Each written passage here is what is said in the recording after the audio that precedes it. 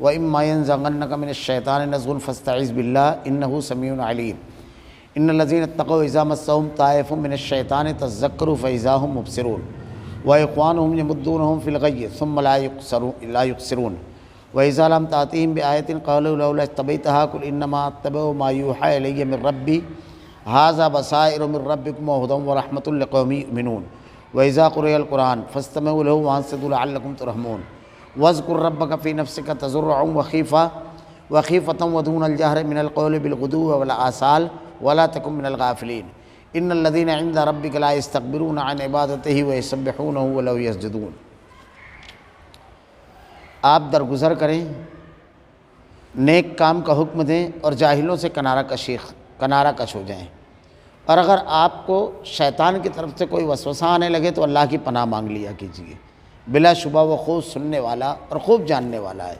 یقیناً جو لوگ متقی ہیں، جب ان کو شیطان کی طرف سے کوئی وسوسہ پیدا ہوتا ہے تو وہ چونک پڑتے ہیں، پھر یکایک ان کی آنکھیں کھل جاتی ہیں، اور جو شیاطین کے بھائی ہیں ان کی گمراہی میں کھینچے لیے جاتے ہیں، پھر وہ اس میں کسی قسم کی کوتاہی نہیں کرتے۔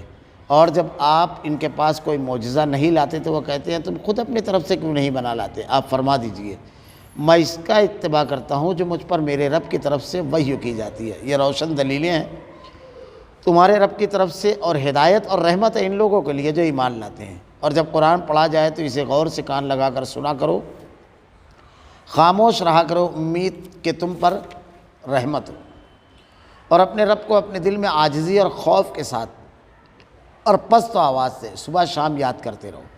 ان لوگوں میں سے نہ ہونا جو غفلت میں پڑے ہیں۔ یقیناً جو تیرے رب کے نزدیک ہیں وہ اس کی عبادت سے تکبر نہیں کرتے اور اس کی پاکی بیان کرتے ہیں اور اس کو سجدہ کرتے ہیں۔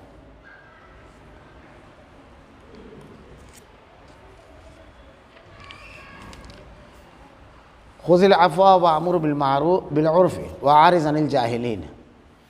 آپ درگزر کو اختیار کریں، نیک کام کا حکم دیں اور جاہلوں سے کنارہ کش ہو جائیں۔ اس آیت میں اللہ تعالیٰ نے 3 باتیں بیان کی، اور ایک آدمی جو دعوت کا کام، دین کا کام، اللہ کے پیغام کو لوگوں تک پہنچانے کا کام کرتا ہے، سمجھ لیجئے یہ 3 اصول اتنے اہم بیان کیے گئے ہیں کہ اگر وہ شخص اس کو اپنی زندگی میں نافذ کر لے اور اس کے مطابق اپنے آپ کو ڈھال لے تو یہ کامیابی کی کلید اور زینے ہیں۔ اس کے ذریعے آدمی کامیاب ہو سکتا ہے۔ پہلی چیز کہ خذ العفو، آپ درگزر کریں، یعنی یہ درگزر کا معاملہ کیا ہے کہ ایک واقعہ جو حضرت عیینہ بن حصن حضرت عمر رضی اللہ تعالیٰ عنہ کی خدمت میں حاضر ہوئے اور آ کر ان پر تنقید کرنے لگے، آپ ہمیں نہ پوری طرح عطا کرتے اور نہ ہمارے درمیان انصاف کرتے ہیں، جس پر حضرت عمر غضبناک ہوئے۔ اور یہ صورتحال دیکھ کر حضرت عمر کے مشیر حر بن قیس نے، جو عیینہ کے بھتیجے تھے، حضرت عمر سے کہا اللہ تعالیٰ نے اپنے نبی کو حکم فرمایا خذ العفو وامر بالعرف واعرض عن الجاہلین، درگزر کو اختیار کیجیے، نیکی کا حکم دیجیے۔ حضرت عمر رضی اللہ تعالیٰ عنہ نے درگزر فرمایا۔ حضرت عمر اللہ کی کتاب کا حکم سن کر فوراً گردن خم کر دینے والے تھے۔ یہ روایت صحیح بخاری کی ہے۔ ایک آدمی جب دعوت کا کام کرتا ہے، جب اللہ کے دین کو لوگوں کے ساتھ پیش کرتا ہے، تو الگ الگ قسم کے طبقات سے اس کا سابقہ پڑتا ہے۔ کچھ تو ایسے ہوتے ہیں جنہیں اللہ تعالیٰ جن کا سینہ ہدایت کے لیے کھول دیتا ہے، جب آدمی ان کے سامنے اپنی باتیں رکھتا ہے، اللہ کا دین رکھتا ہے تو اس کو قبول کر لیتے ہیں۔ کچھ لوگ ایسے ہوتے ہیں جن کا مزاج تحقیق کا، بات کی تہ تک پہنچنے کا اللہ تعالیٰ بناتا ہے، تو وہ بات کو سننے کے بعد اس پر غور کرتے ہیں، بلکہ اگر کچھ سوالات، کچھ پیچ ان کے ذہن میں تو وہ پوچھتے بھی ہیں۔ تو ایسا شخص جب ہم سے مخاطب ہو تو اس شخص کو اسی انداز میں سمجھایا جائے، اس کے پیچ کو دور کیا جائے، اور اگر ہماری علم کی رسائی نہ ہو تو اہل علم تک کے اس کو پہنچا دیا جائے، یا ان سے رابطہ کر کے ان سے مدد لے کر کے اس کے سوال کا جواب دیا جائے تاکہ وہ مطمئن ہو جائے۔ کچھ لوگوں کا معاملہ ایسا ہوتا ہے کہ وہ بحث و مباحثہ، مناظرہ، شکست اور فتح کو سامنے رکھ کر کے کسی بھی بات کو کرتے ہیں، ایک نظریہ اور ایک عقیدے کو مان لیا، اب وہ چاہتے ہیں کہ ہر چیز ان کے عقیدے اور نظریہ اور منہج کے مطابق ہو جائے۔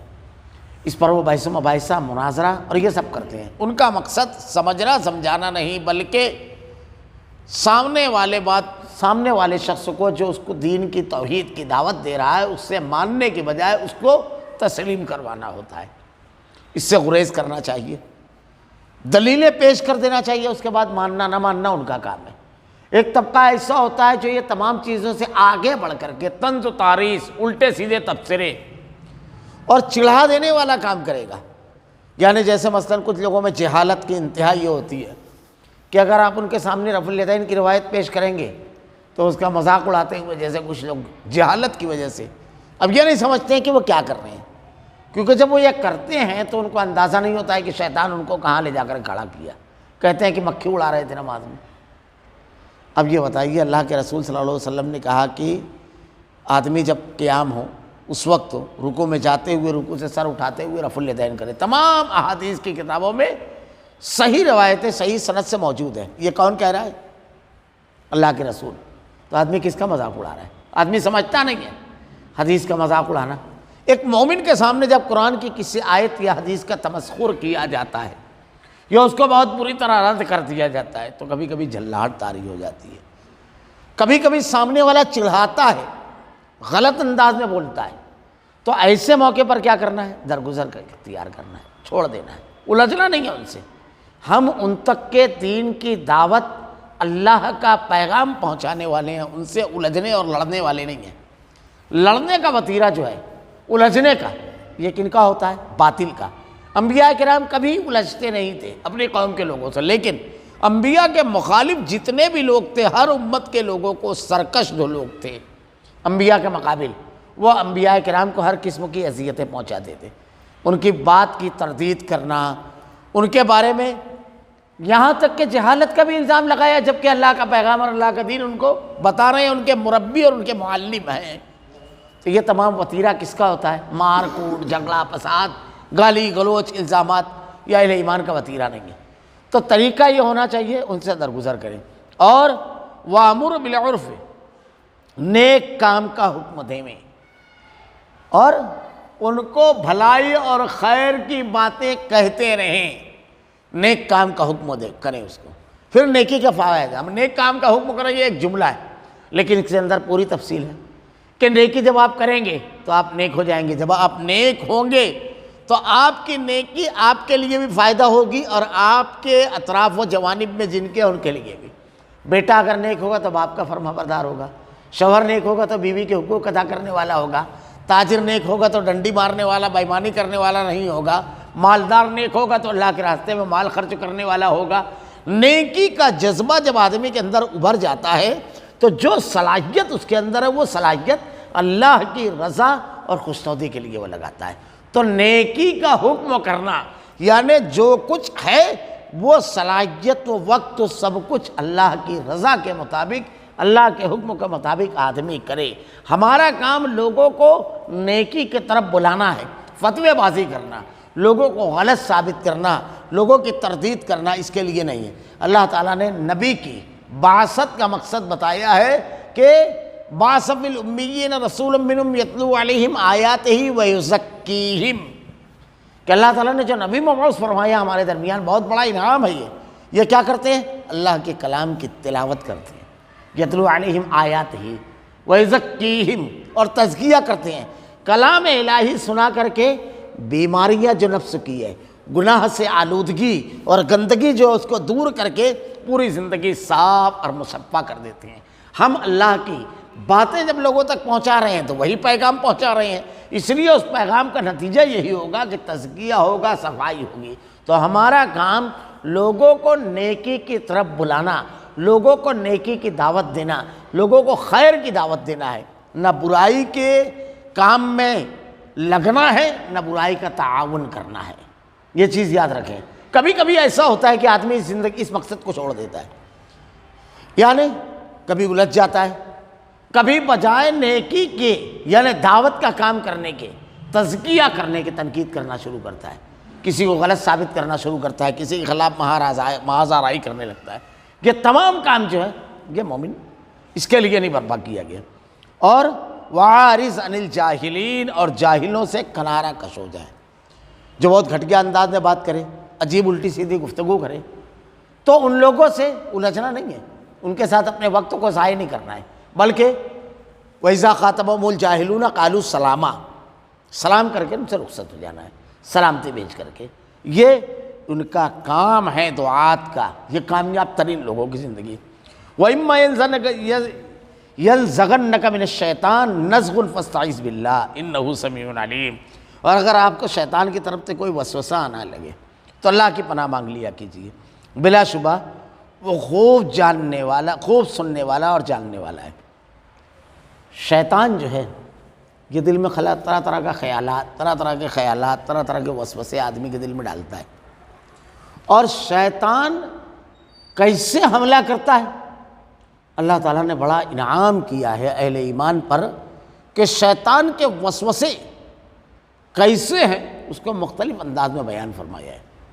یعنی کبھی کبھی ایسا ہوتا ہے کہ اگر کوئی آدمی نیک ہے اور اس کا مزاج نیکی کا ہے، تو شیطان سمجھ رہا ہے کہ جو اس کے نفسیات اور اس کے مزاج میں برائی نہیں ہے، یعنی شراب، جوا، یہ تمام جو گناہ کے کام ہے اس پہ نہیں لگے گا، تو اسی راستے سے پھر اس کو بہکاتا ہے، اس کے اندر نیکی کا استکبار، تکبر پیدا کرتا ہے۔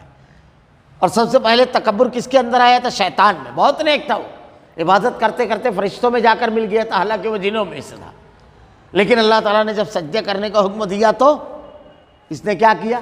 بجائے ماننے کے استکبار کیا، تکبر کیا۔ میں تو بہت نیک ہوں، میں تو بڑا متقی ہوں، میں تو صحیح، میرے پاس ہے جو کچھ ہے، اپنے آپ کو کچھ سمجھنے لگنا۔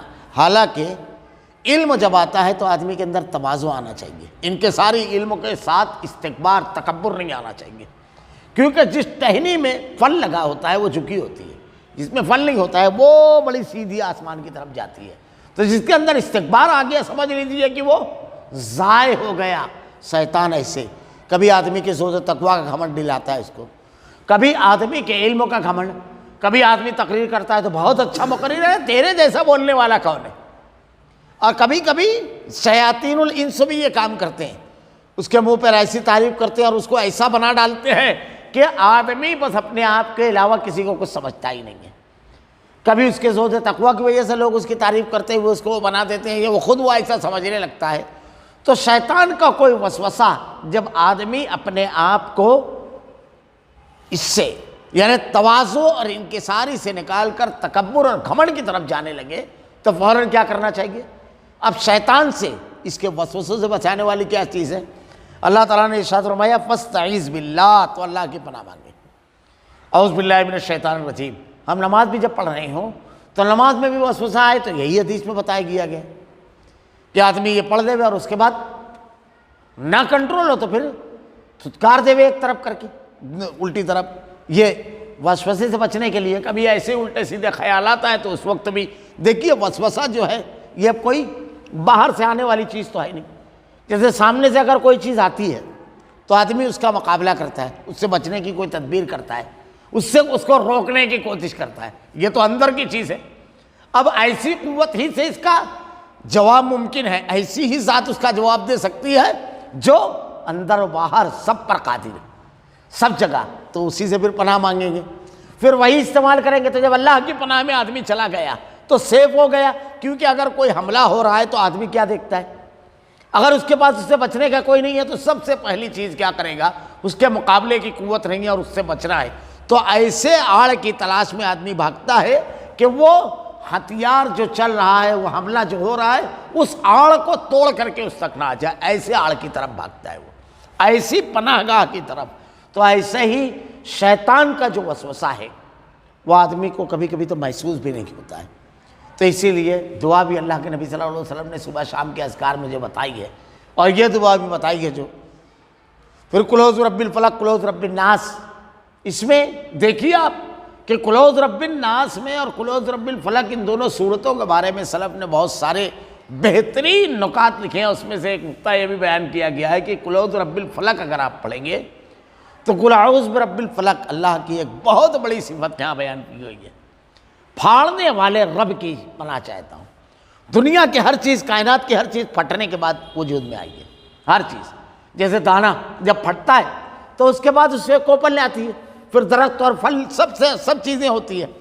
سائنسداں کہتے ہیں کہ یہ کائنات ایک دھماکے کے بعد وجود میں آئی، ایک دھماکہ ہوا اور پھر یہ تمام اجزاء ادھر ادھر ہوئے، چاند، سورج، ستارے، سیارے، یہ سب۔ تو اللہ تعالیٰ نے کہا قل اعوذ برب الفلق ان اللہ فالق الحب والنوا، فالق الاصباح، اللہ تعالیٰ ارشاد فرماتا ہے کہیں فالق الحب والنوا، اللہ کے نبی نے دعا بتائی۔ تو یہ پھاڑنے والے رب کی پناہ مانگتا ہے آدمی۔ اس کے بعد کتنی دعائیں کر رہا ہے، قل اعوذ برب الفلق من شر ما خلق، مخلوق کے شر سے آدمی پناہ چاہتا ہے، ومن شر غاسق اذا وقب، ومن شر النفاثات فی العقد، ومن شر حاسد اذا حسد، گانٹ مارنے والے، پھونک مارنے والے، حسد کرنے والے سب سے پناہ مانگ رہا ہے۔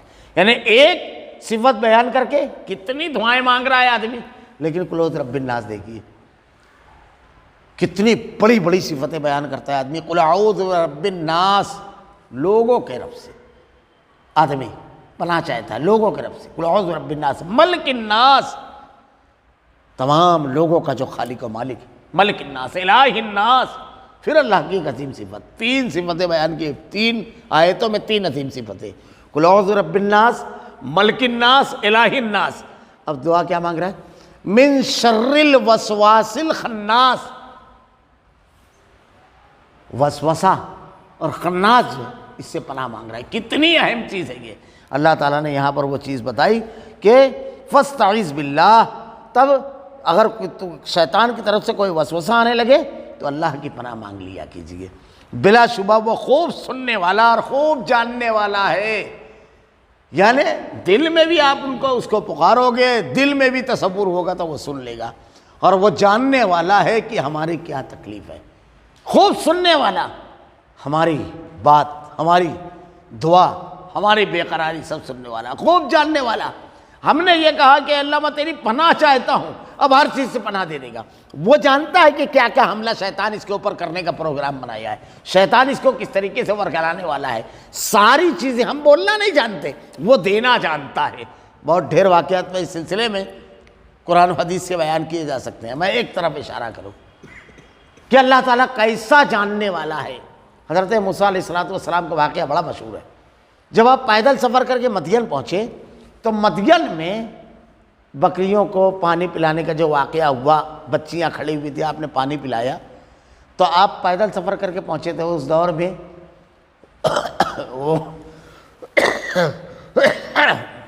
ہوٹلیں یہ تمام چیزیں تھیں نہیں۔ آدمی کسی شہر میں جب جاتا تو لوگوں کی میزبانی کی بنیاد پر اس کے کھانے پینے کا نظم ہوتا ہے، سرائے میں قیام ہوتا۔ آپ کے لیے تو کوئی چیز نہیں تھی، ایک درختوں کے نیچے بیٹھ گئے، نہ آپ کے پاس کاروبار تھا، نہ گھر تھا، نہ مکان تھا، کوئی چیز نہیں تھی، بالکل بدن کے کپڑوں پہ بیٹھے تھے۔ جملہ قرآن میں جو اللہ نے نقل کیا ہے، حضرت موسیٰ علیہ السلام کہتے ہیں رب انی لما انزلت الی من خیر فقیر، جو بھی بھلائی تو میری طرف نازل کرے گا، خیر نازل کرے گا، میں اس کا فقیر ہوں۔ صرف اتنا کہا، وہ جاننے والا تھا، وہ اللہ جس کے سامنے ہاتھ اٹھایا تھا حضرت موسیٰ علیہ السلام نے، موسیٰ علیہ السلام کی تمام ضرورتوں کو وہ رب جانتا تھا۔ تو اللہ تعالیٰ نے یہاں کیا کہا، خوب جاننے والا ہے وہ کہ موسیٰ علیہ السلام کو کیا کیا چیز کی ضرورت ہے۔ پھر واقعہ بڑا مشہور ہے کہ لڑکیوں میں سے ایک لڑکی واپس آئی اور کہا میرے والد بلاتے ہیں۔ جب گھر گئے تو کہا تم ہمارے یہاں رک جاؤ، میری ایک بچی سے نکاح کر لو، مہر 8 سال بکری چرانا ہے، اور اگر 10 سال چرائے تو یہ خیر خواہی ہوگی۔ اب یہ دیکھیے، مکان بھی مل گیا، بیوی بھی مل گئی، کاروبار بھی مل گیا، صرف اتنا کہا تھا۔ تو اللہ خوب سننے اور جاننے والا ہے۔ ان الذین اتقوا اذا مسهم طائف من الشیطان تذکروا فاذا هم مبصرون۔ اس میں ایک بات اور یاد رکھنے والی ہے، بچانے والی ذات اللہ ہی کی ہے، صرف تمام قسموں کے فتنوں، گمراہی اور شیطان کے وساوس اور استکبار اور برائی سے بچانے والی ذات، کامیابی عطا کرنے والی ذات صرف اللہ تعالیٰ کی ہے، وہ اللہ ہی ہے۔ اللہ نے ارشاد فرمایا یقیناً جو لوگ متقی ہیں، جب ان کو شیطان کی طرف سے کوئی وسوسہ پیدا ہوتا ہے تو وہ چونک پڑتے ہیں، پھر یکا یک ان کی آنکھیں کھل جاتی ہیں۔ یعنی جب آدمی متقی ہوتا ہے، اللہ کی طرف رجوع ہونے والا ہوتا ہے، اللہ سے محبت کرنے والا ہوتا ہے، اللہ کا ڈر و خوف ہوتا ہے، تو اب کیا ہوتا ہے، اگر کوئی چیز شیطان ڈالنے کی کوشش کرا تو فوراً چونک جاتا ہے کہ یہ صاف شفاف کپڑا جب ہوتا ہے تو معمولی سی داغ معمولی سا نقطہ بھی لگاؤ تو نمایاں دکھائی دیتا ہے، اور کپڑا اگر میلا کچیلا ہو تو سمجھ میں نہیں آتا کہ ایک دھبا اور بڑھ گیا کہ نہیں اس میں، کیونکہ جب نظر پڑے تو 10-20 دھبے تو دکھائی دیتے ہی ہیں، تو ایک آدھ اس میں اور اضافہ ہو گیا تو سمجھ میں بھی نہیں آتا، چلتی رہتی ہے گاڑی۔ لیکن صاف شفاف جب کپڑا رہتا ہے تو ایسا رہتا ہے۔ ایسے تقوی کا لباس، وہ لباس تقوی خیر، بہترین لباس تقوی کا ہے۔ تو آدمی کے اندر اگر تقوی، پرہیزگاری، اللہ کا ڈر ہوگا، اللہ سے محبت ہوگی تو فوراً چونک جائے گا۔ ایک آدمی عبادت کیا، ارے میں تو 5 ٹائم کا نمازی ہوں نا، یہ خیال ایسے نہیں آئے گا۔ جب تقوی رہتا ہے تو اللہ تیرا کرم ہے کہ اللہ تو نے ہدایت دی، نماز پڑھنے کی توفیق دی، اب فرائض تو پڑھا، سنن بھی پڑھ لیے، ہے اللہ وہ ذکر جو تیرے نبی نے بتایا وہ اذکار بھی کر لیے، صبح اٹھا اللہ نے توفیق دی، نماز پڑھا، صبح کے سارے اذکار پڑھ ڈالے، اب اللہ کا شکر ادا کیا، اللہ تیرا کرم رب العالمین کہ تو نے اس کی توفیق دی، تو نے صحت دی، تو نے یہ کرنے کا موقع دیا، اس کا وقت بھی ہے۔ ایسا نہیں ہے کہ فجر کی نماز پڑھی میں نے اور کام نکل گیا، دوڑنا شروع کر دیا، کس کی بنیاد پر؟ اللہ کی توفیق کی بنیاد پر۔ اور نہیں تو پھر آدمی کے اندر یہ بھی آتا ہے کہ تہجد کی نماز پڑھتا ہے اور دوسرے دن دوست سے ملتا ہے، یار رات میں تہجد میں اٹھا نا تو بہت ٹھنڈی تھی یار۔ اللہ کے نیک بندے، اب سردی بتا رہے ہو یا اپنا تہجد بتا رہے ہو؟ یہ تو چھپی ہوئی عبادت تھی، لیکن شیطان کیا کرتا ہے کہ اس کو آشکارا کر دیتا ہے، کسی طریقے سے نیکی کرنے کے بعد بھی وہ لگا رہتا ہے کہ سائے ہو، لیکن متقی آدمی ہوتا ہے تو جملے بہت تول کر بولتا ہے، اللہ تعالیٰ سے بہت اچھی تقریر کر لی، اے اللہ تیرا شکر ہے کہ دلیلیں تو نے ایسی ڈالی دماغ میں، زبان میں الفاظ ایسے جاری کیے اور لب و لہجہ ایسا بنا دیا کہ پرتاثیر ہو گیا معاملہ، اے اللہ سارا کرم تیرا، علم بھی تو نے دیا، زبان بھی تو نے دی، موقع کی مناسبت سے الفاظ کا انتخاب بھی رب العالمین تو نے دیا، تو جہاں شکر کی زبان ہوگی، لئن شکرتم لازیدنکم، تو اللہ اور دے گا۔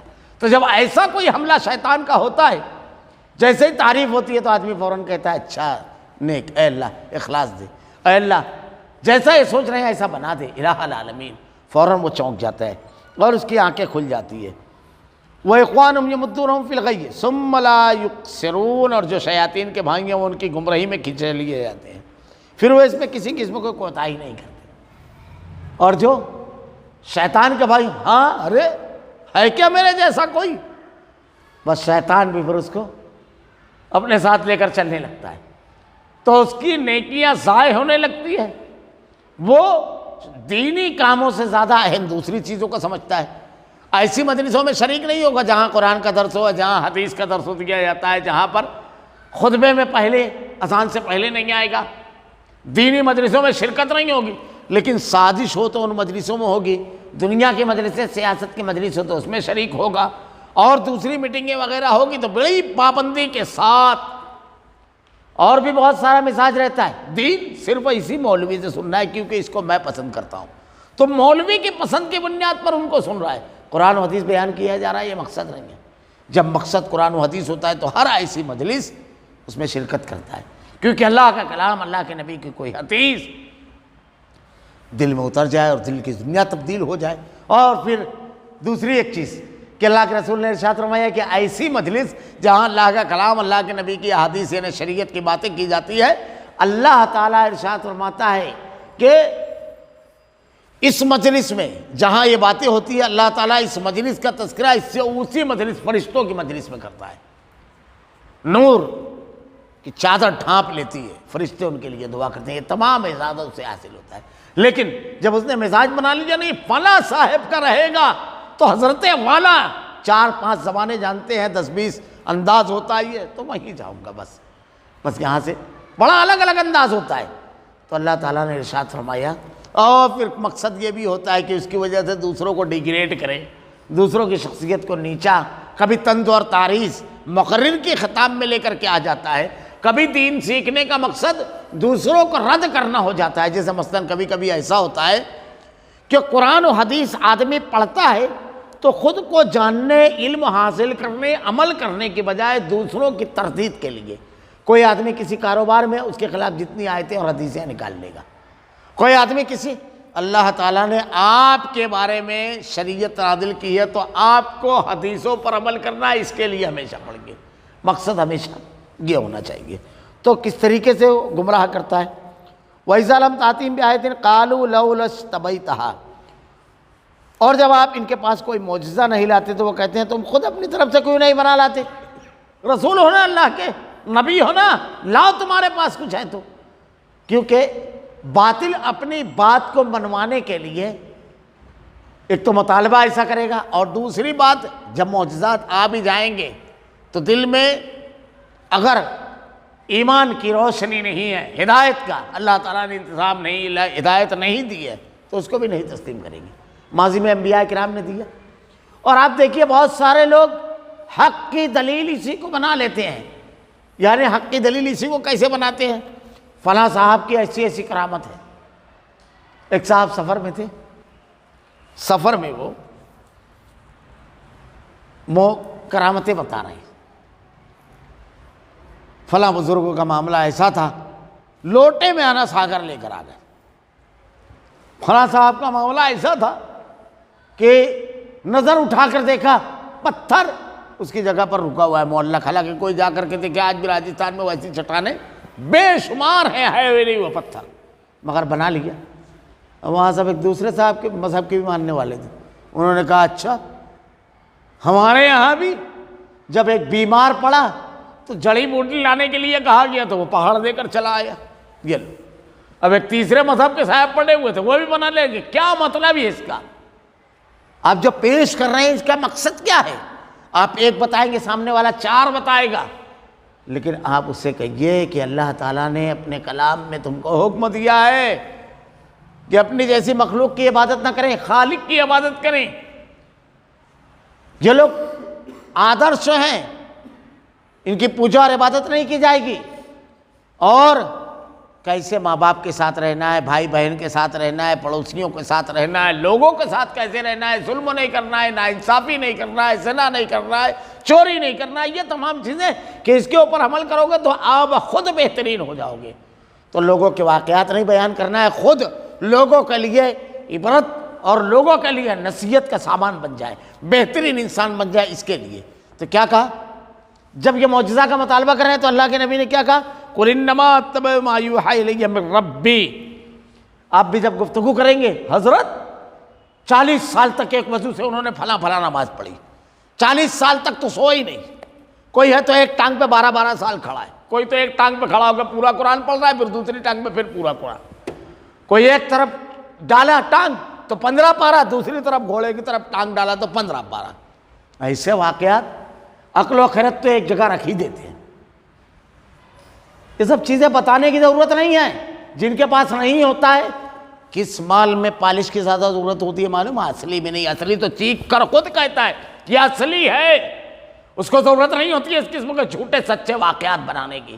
اور ایسے ایسے واقعات، فلاں بزرگوں تھے ایک رات میں 2000 رکعت، 1000 رکعت۔ اب لوگ جب حساب لے کر بیٹھے، اب آج کا دور تو کیلکولیٹر کا ہے، اس سے بھی آگے ہو گیا۔ کیلکولیٹر جب آئے تھے تو لوگ بولتے تھے بڑا بھاری کام ہو گیا، لیکن اب تو ہر آدمی کے جیب میں موبائل ہے، وہ نکالتا ہے کھٹ کھٹ کیا ہوا، بولے بھائی 12 گھنٹے کی رات میں منٹ جوڑو۔ اب 60 منٹ سے جیسے ہی جوڑتا ہے تو 10 گھنٹے کا 600، 6 دونوں 12، 720 منٹ۔ 1 منٹ کی 1 رکعت مانتا ہے تو 720 ہی منٹ ہوا، جبکہ 12 گھنٹے کی رات تو ہوتی ہی نہیں، عام طور سے کم ہوتی ہے۔ چلو بھائی 12 گھنٹے کی مان لے، اب 12 گھنٹے کی جب مانیں گے تو اس میں عشاء اور فجر ہوگی، اب اس کا 20 منٹ بھی اگر نکالے تو 700 بچا۔ اب عام آدمی بھی اگر نماز پڑھتا ہے تو کم سے کم 1 رکعت میں 1 منٹ لگ جاتا ہے، وہ بھی کون سا؟ ارے میانہ۔ اور پھر بہت زیادہ ڈنڈی مارنے والا ہو تو تھوڑا سا زیادہ ہو جاتا ہے، 5 منٹ میں 6 رکعت 7 رکعت پکڑ لو، تو جوڑتا ہے تو 700-800 سے اوپر نہیں جاتا ہے۔ بڑی مشکل سے کھینچ تان کرے اگر تو چلو بھائی 800 کر لو، 100 بڑھا لو، یہاں تو 2-2 ہزار ہے۔ تو کیا منٹ، 1 منٹ میں کتنا بیٹھا؟ 20 سیکنڈ کی 1 رکعت۔ اب 20 سیکنڈ میں جب پڑھنا شروع کرتا ہے تو اللہم باعث نہیں ہوتی ہے، سورہ فاتحہ نہیں ہوتی ہے، تو وہ سمجھ ہی نہیں پاتا کہ یہ کون سی ہے۔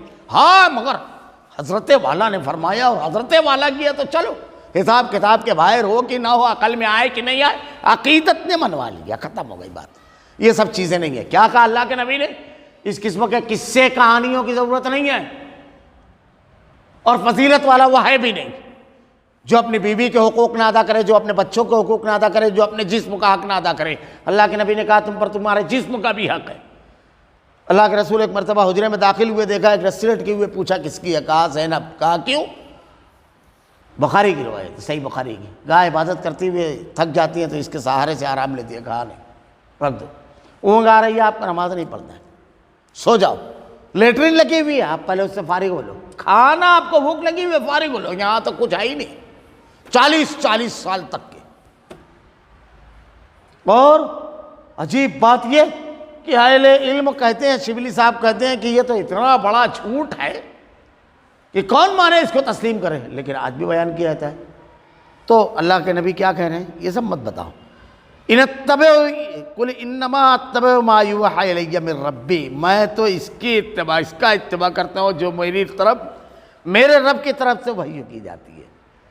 اب یہ بتائیے قرآن کے کتنے پڑھنے عمل کرنے والے تھے، حدیثوں پر کتنے عمل کرنے والے تھے صحابہ کرام کے؟ آپ کو یہ ملے گا، کسی صحابی کے بارے میں نہیں ملے گا آپ کو کہ انہوں نے دودھ جب چھوڑا تو 2.5 پارے کے حافظ تھے، کہیں آپ نہیں پڑھیں گے۔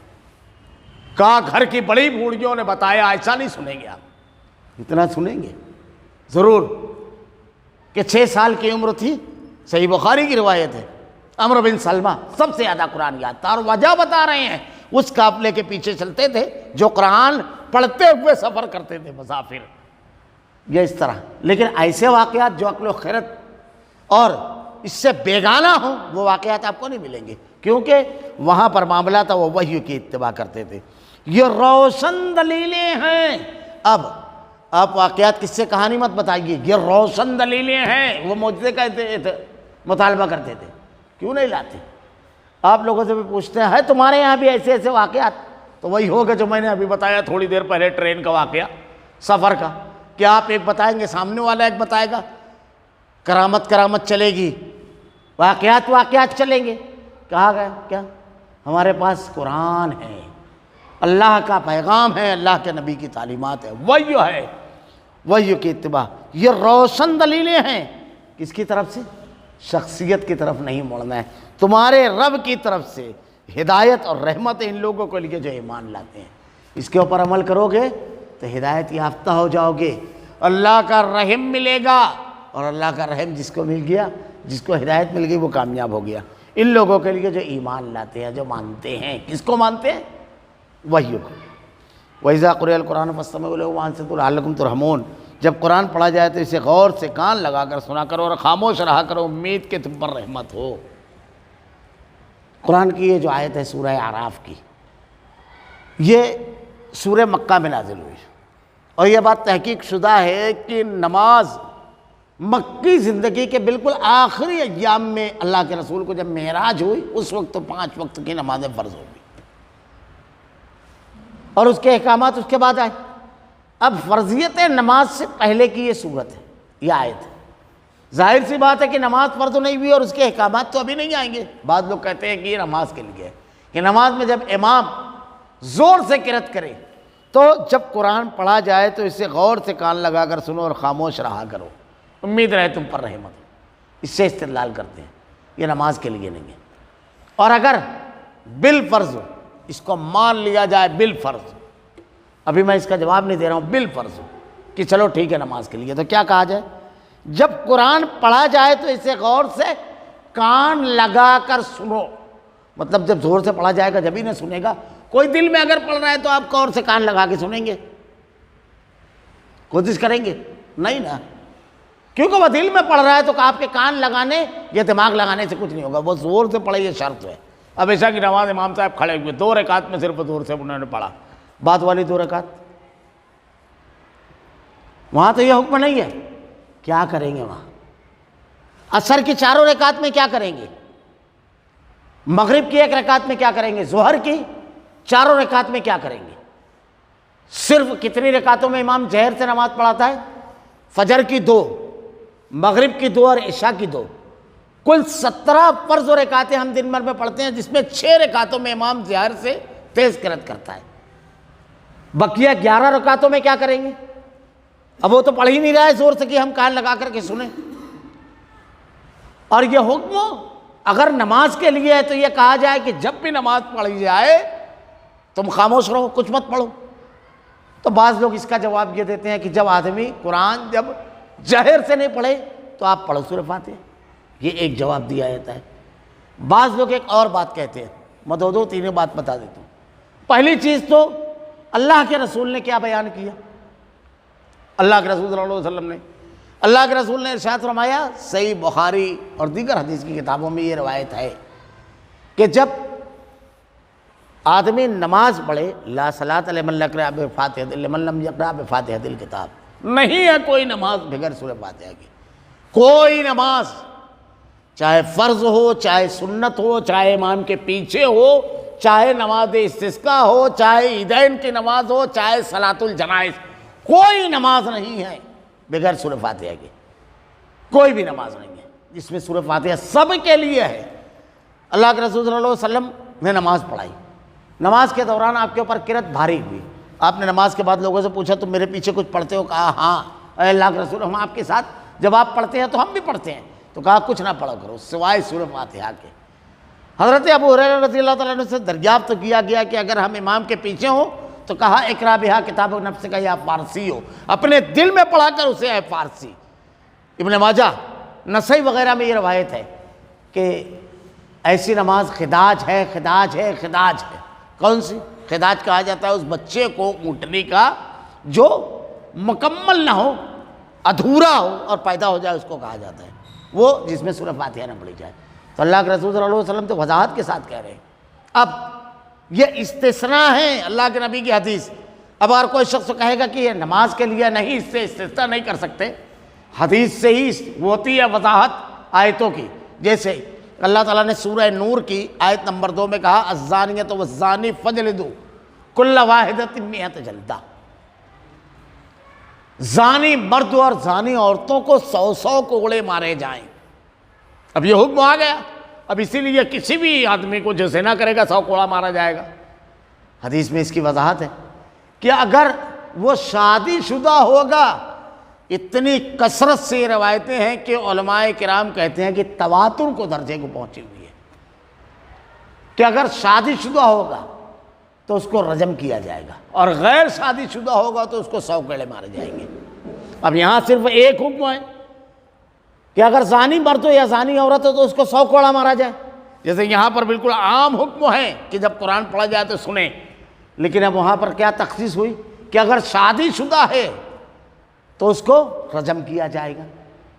حضرت ماعز اسلمی اور غامدیہ کا واقعہ بڑا مشہور ہے، اور قرآن پڑھیے، اللہ تعالیٰ قرآن میں کہتا ہے وَالسَّارِقُ وَالسَّارِقَةُ فَاقْطَعُوا أَيْدِيَهُمَا جَزَاءً بِمَا كَسَبَا نَكَالًا مِنَ اللَّهِ، چور اور چورنی کا ہاتھ کاٹ دیا جائے، بالکل عام حکم ہے۔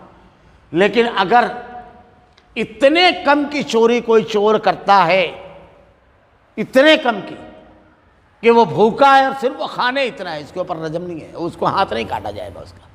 حضرت عمر رضی اللہ تعالیٰ عنہ قحط سالی کے دور میں جب قحط تھا، اس وقت آپ نے صحابہ کرام سے مشورہ لیا اور اس کے بعد یہ حکم دیا کہ اگر کوئی شخص غلہ چوری کرتا ہے بھوک کی بنیاد پر کھانے کے لیے تو اس کے اوپر حد نہیں جاری کی جائے گی، اس کو ہاتھ نہیں کاٹا جائے گا۔ اب آدمی کیا کہے گا؟ یہاں پر بالکل عام ہے۔ تو اس آیت کو ہم اللہ کے نبی کی اس حدیث کے تناظر میں سمجھیں گے۔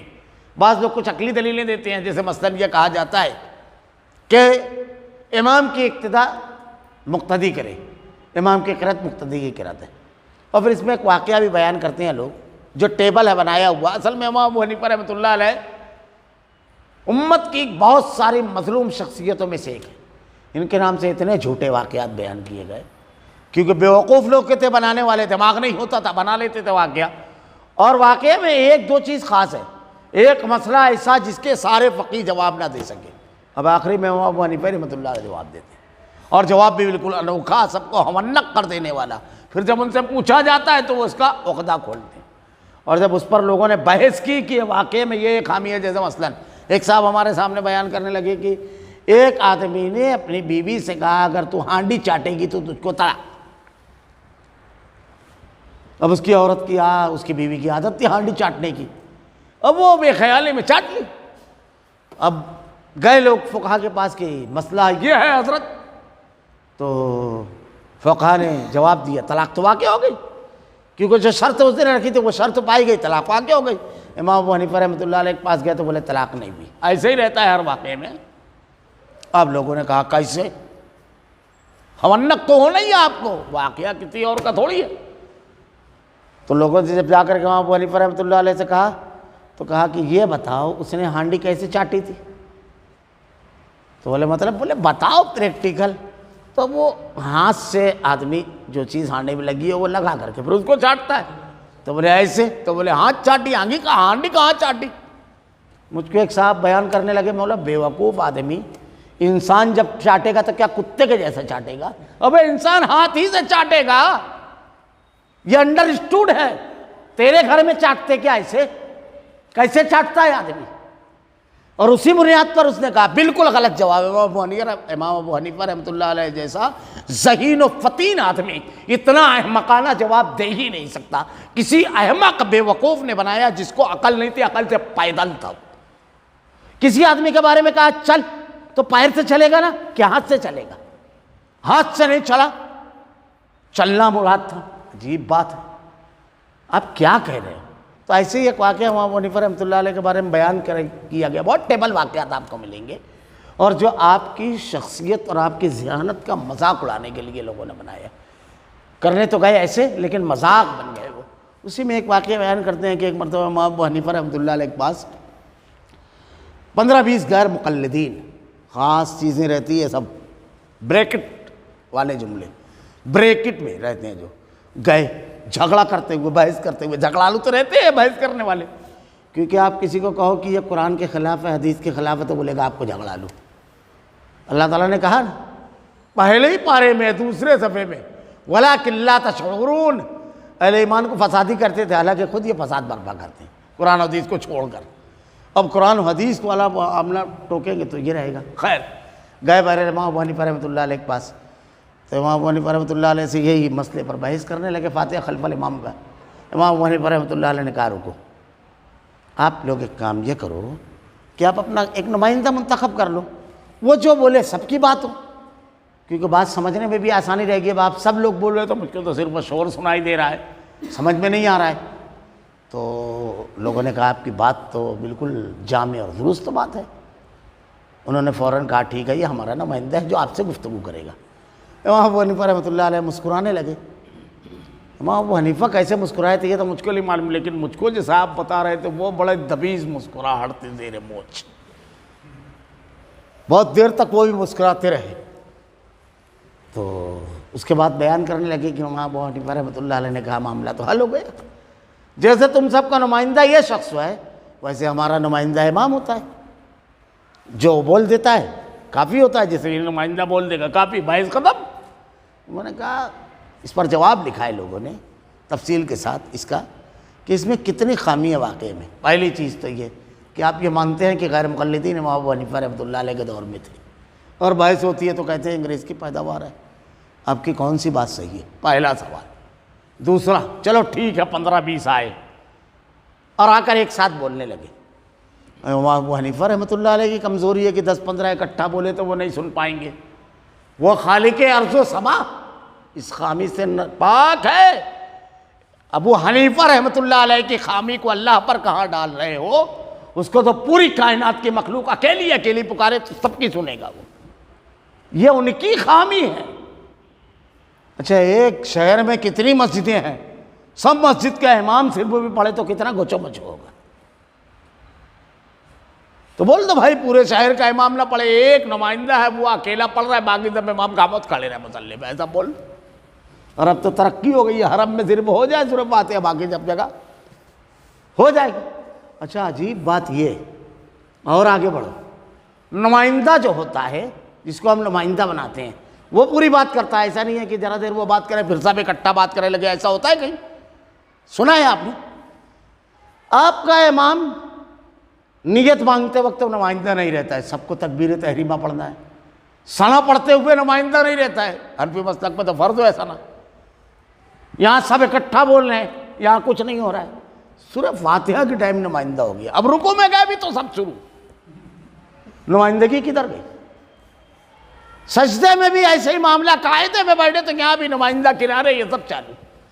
کیا کہہ رہے ہیں آپ؟ یہ جو اس قسم کی باتیں جو بیان کی جاتی ہیں، اب بنا کسی اس کے شان نزول کے، حدیث کے، اگر ایسے مطلب نکالا جائے تو پھر یہ بھی جواب دیا جا سکتا ہے کہ اللہ تعالیٰ نے تو قرآن میں کہا ہے فَقْرَؤْا مَا تَيَسَّرَ مِنَ الْقُرْآنِ، قرآن میں سے جو میسر ہے تم پڑھو۔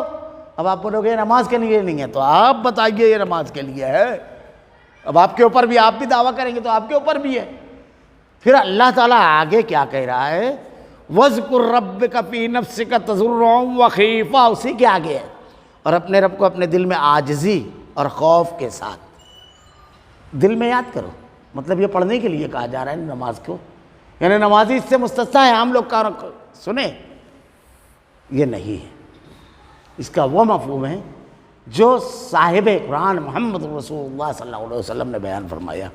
اپنے رب کو اپنے دل میں عاجزی اور خوف کے ساتھ پست آواز سے صبح شام یاد کرتے رہو۔ ان لوگوں میں سے نہ ہونا جو غفلت میں پڑے ہوں، ہر وقت یاد رکھنا چاہیے، لیکن خاص طور سے صبح جب ہم کرتے ہیں، زندگی کا آغاز کرتے ہیں، کیونکہ موت کی چھوٹی بہن ہے نیند، تو جب ہم صبح اٹھتے ہیں تو اپنے جسمانی، اپنی مالی، اپنے خاندانی ضرورتوں کی تکمیل کے لیے میدان عمل میں آتے ہیں، تو اس سے پہلے ان تمام چیزوں کو عطا کرنے والے رب کے لیے ذکر و اذکار، تسبیح و تمہید، یہ ہمارا معمول۔ اور اب جب سونے جا رہے ہیں تو نہ جانے شام، یہ اب رات ہے، زندگی کی صبح ہوتی ہے یا یہی آخری رات، تو ہم اس کے ساتھ کریں ویسے ورنہ ہر خالی وقت میں آدمی کی زبان ذکروں میں ڈوبی رہنا چاہیے۔ ان الذین عند ربک لا یستکبرون عن عبادتہ ویسبحونہ ولہ یسجدون، یقیناً جو تیرے رب کے نزدیک ہے وہ اس کی عبادت سے تکبر نہیں کرتے اور اس کی پاکی بیان کرتے ہیں اور اس کو سجدہ کرتے ہیں۔ اللہ نے خصوصیت بیان فرمائی ہے۔ اللہ تعالیٰ نے اس آیت میں یہ جو بیان فرمایا ہے، قرآن میں 14 مقامات ہیں جہاں اس قسم کے الفاظ آئے ہیں، اس کو آیت سجدہ کہا جاتا ہے، اور یہ پہلا مقام ہے۔ جب اس قسم کی آیت آدمی تلاوت کرے تو اسے چاہیے کہ وہ سجدہ تلاوت کرے۔ اس میں کافی لمبی بحث کی گئی ہے، لیکن یہ ساتھ درست ہے کہ فرضیت کے اس کے سلسلے میں کہ یہ لازمی ضروری ہے، اس کی وضاحت کی ہے لوگوں نے۔ بہرحال آدمی کو سجدہ کر لینا چاہیے، بہتر چیز ہے۔ اللہ تعالیٰ کا فضل و کرم، انعام اور احسان رب العالمین کا کہ آج ہماری سورہ اعراف مکمل ہوئی۔